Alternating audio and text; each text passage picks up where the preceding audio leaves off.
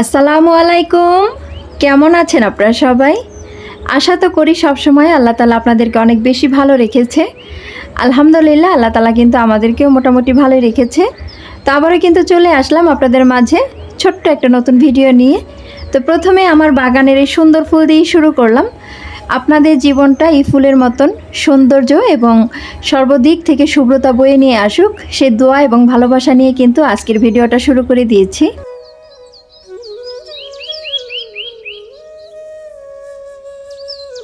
প্রতিদিন সকালবেলা ঘুম থেকে উঠে মাথায় কিন্তু একটা চিন্তা থাকে যে আজ ভিডিও করব।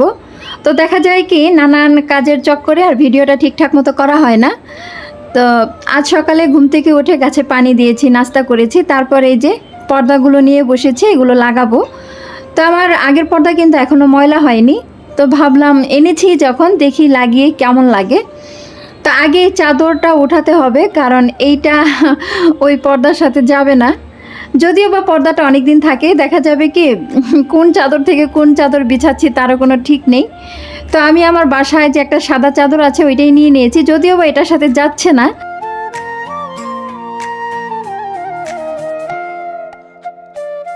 ঘর সাজাতে পছন্দ করে না এমন গৃহিণী হয়তো খুব কমই আছে। তবে আপনি বা আমি চাইলেই কিন্তু ঘরের ফার্নিচার পরিবর্তন করতে পারি না, কারণ এটা আমাদের সাধ্যের বাইরে। তবে মাঝে সাঝে কিন্তু পর্দা এবং চাদর এই দুইটা পরিবর্তন করাই যায়। তো এটাতেও কিন্তু অনেকটা শুভ্রতা আসে। এই যে পর্দাটা লাগিয়েছি, প্রথমে কিন্তু আমি ভেবেছিলাম যে লাল, হলুদ, কমলা এগুলো তো কেমন একটা ভাব আসবে, তবে পরে দেখলাম না, খুব ভালোই লাগছে। আমি যদি এইগুলো অনেক আগে থেকেই পছন্দ করতাম তাহলে কিন্তু অনেক আগেই আমি নিয়ে নিতাম, কিন্তু এত রঙের পর্দা বা চাদর যাই হোক না কেন একটু ভয় লাগে। তবে চাদর তো আমরা রেগুলারই অনেক ধরনের রং থাকে সেটা ব্যবহার করি, সেটা যেহেতু খারাপ লাগে না, তো পর্দাতেও খুব একটা খারাপ লাগছে না। তবে চাদরটা কিন্তু মোটেও মিল হয়নি।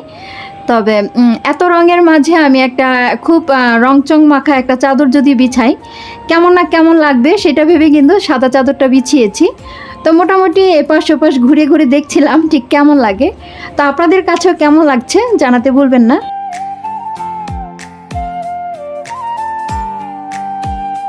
মাঝে মাঝে আপনাদের সামনে বড় একটা ভিডিও নিয়ে আসি, তখন কিন্তু খুব ভয় এবং লজ্জা দুইটাই লাগে যে এত বড় লম্বা ভিডিও কে দেখবে।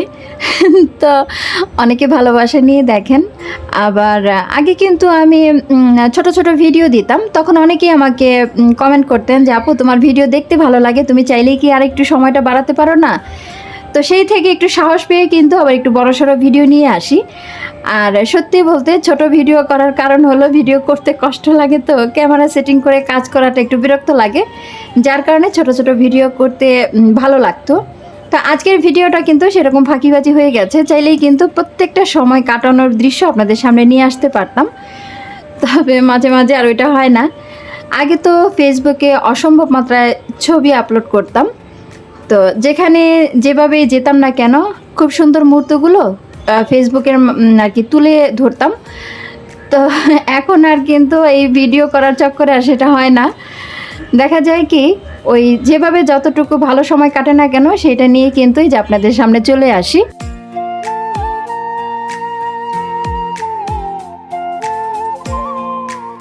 মোটামুটি সম্পূর্ণ ঘর গুছিয়ে তারপরে দুপুরে রান্নার যে প্রিপারেশন নিয়েছিলাম সেটা তো আর আপনাদের সাথে সেভাবে বলা হয়নি। এদিক দিয়ে এই যে সর্ষে ইলিশ রান্না করছি, আর 2 রকমের ভর্তা করেছি। ইদানিং কেন জানি ভর্তা খেতে ইচ্ছে করে, বানাতে কষ্ট হলেও সবজি ভর্তাটা আমার খুব খেতে ভালো লাগে।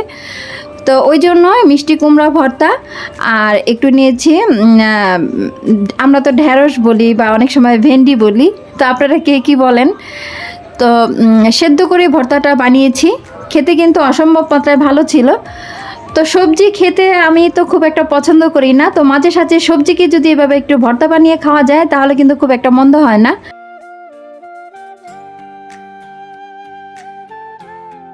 দুপুরবেলা খাওয়া দাওয়া সেরে কিন্তু ঘুমিয়েছিলাম। তো বিকেলবেলায় জয়নের বাবা বাসায় আসলো, সে 2 দিন ছিল না বাসায়, কুয়াকাটা বেড়াতে গিয়েছিল। তো সেখান থেকে আমার জন্য 2টা প্রয়োজনীয় জিনিস এনেছে। আমার যেহেতু পিঠে ব্যথা হয়, তো ওই জন্যই যেটা দিয়ে ম্যাসেজ করা যাবে, তো সেটাই আমাকে আমার ছেলে বুঝাচ্ছিল, আর সেটা আমি আবার দেখছিলামও, হাসি পাচ্ছিল যে ওইখানে গিয়েও মনে রেখেছে যে আমার পিঠে ব্যথা হয়। আর ওইখানে কম বেশি তো আসলে চকলেট বাচ্চাদের জন্য আচার টাচার এগুলোই বেশি পাওয়া যায়, শুটকি। আমি শুটকি পছন্দ করি, তবে অয়নের বাবা যেহেতু শুটকি খায় না ওই জন্য আমি আনতে মানা করি। তারপর আমার জন্য অল্প স্বল্প এনেছে। আসলে এটা না আনলে হয়তো মনে মনে একটু কষ্ট পেতাম বা একটু খোঁটা দিতাম যে আমার জন্য তো শুটকি আনোনি, ওইটা মনে করে হয়তো এনেছে। তো যাই হোক, কোনো ব্যাপার না।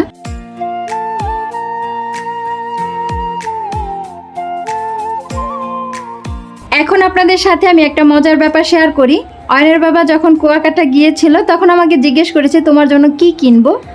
তা আমি কি কিনবো, আসলে ওইখানে কি বা তেমন পাওয়া যায়, আমি এখনো পর্যন্ত কুয়াকাটা যাইনি, কক্সবাজার গিয়েছি। তো অয়নের বাবা আমার জন্য এক সেট মুক্তার গহনা এনেছে, একটা মালা, এক জোড়া কানের দুল, একটা ব্রেসলেট, একটা আংটি। তো এটা দেখে আমি খুব খুশি হয়েছি, কারণ এটা অরিজিনাল মুক্তা। তো এইটা যে অরিজিনাল মুক্তা সেটাই বা বুঝবো কী করে, সেটার জন্য কিন্তু পরীক্ষা করার দরকার আছে। আর মুক্তার কিন্তু অনেক কালার, আমি যতটুকু জানি মুক্তার সম্ভবত 16টা কালার হয়। তো শুধু যে সাদা কালার বা একটু ক্রিম কালার বা হালকা গোলাপি দেখলে যে শুধু মুক্তা হবে তা না, মুক্তার অনেক ধরনের কালার আছে, এগুলো আসলে সার্চ দিয়ে দেখলেই কিন্তু বোঝা যায়। তো এই কালারের মুক্তাটা আমার কাছে মোটামুটি ভালোই লেগেছে, এটা একটু হালকা সাদার মধ্যে। তো এইটা যে আসলে অরিজিনাল মুক্তা সেটা পরীক্ষা করার জন্য কিন্তু এই যে সুন্দর একটা পদ্ধতি আছে। আপনি আগুনের মধ্যে মুক্তাটা একদম ডুবিয়ে দেবেন, যদি এটার কালার বা পুড়ে না যায় বা কোনো ক্রমে রং নষ্টই হচ্ছে না, তো ভেবে নেবেন এটা আসল মুক্তা।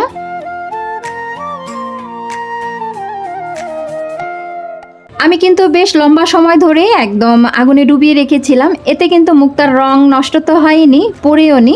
এতে করে বোঝা যায় যে এটা অরিজিনাল মুক্তা। তো আল্লাহ তাআলার সৃষ্টি কত সুন্দর, তাই না? সোনা, হীরা, মুক্তা যাই বলেন না কেন, এগুলো তো প্রকৃতি থেকেই তৈরি। আর সবচেয়ে মজার ব্যাপার হলো আমরা মহিলারাই কিন্তু এগুলো ব্যবহার করি। আল্লাহ তাআলা আমাদেরকে কত সুন্দর করে এগুলো দান করেছে, তাই না? যত হীরা, মুক্তা, গহনা যাই আছে না কেন, পুরুষ কয়জনই বা ব্যবহার করে এগুলো, সব তো আমরাই করি। এটা ভাবতেই কিন্তু বেশ ভালো লাগে।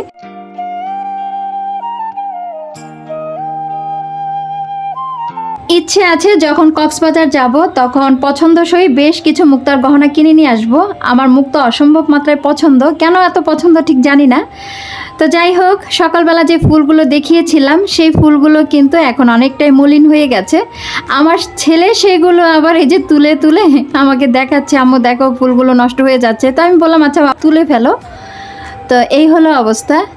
পৃথিবীর সব কিছু একটা সময় শুরু হয়, আবার একটা সময় শেষও হয়ে যায়।